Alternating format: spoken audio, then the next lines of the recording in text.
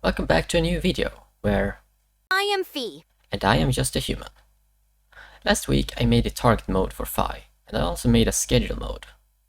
Okay, could you explain what target mode and the schedule mode is? Yes, okay, so it's basically the eyes locking in on a target and then trying to follow that target. So just like how normal eyes work. Yes, exactly. Previously I've only used static mode, which is just me giving the angle to where the eyes should look, and also exploration mode, which is a randomized angle based on a normal distribution. Okay, so can you explain how you made this target mode then? Of course. First I had to actually get the frames from the camera, which was simple enough, by using a camera capture command on both my Raspberry Pi 4 and on my Raspberry Pi Zero 2W. Right, because you didn't need that before. Exactly, and then by streaming those values to my desktop, I could then use those frames to detect objects using YOLO. YOLO? What is that?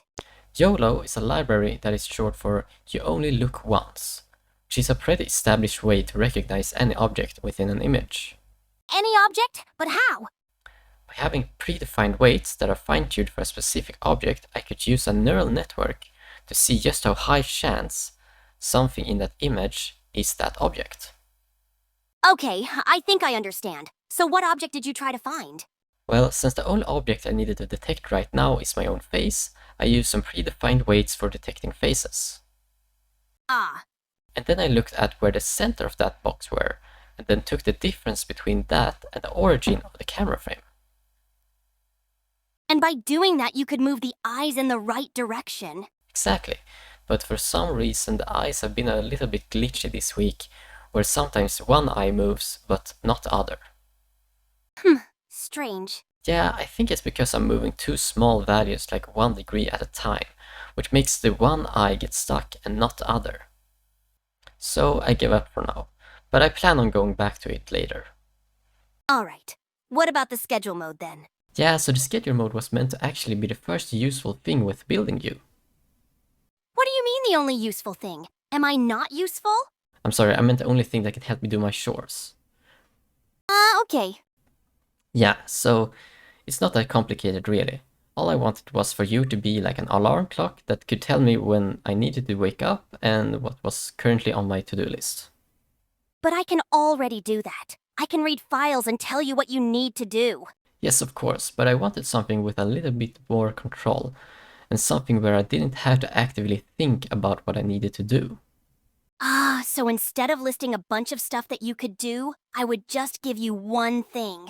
Yeah, because then I wouldn't be paralyzed with decisions. Alright, so how does it work? Okay, so for the wake up mode, I set a few audio files directly into the Raspberry Pi.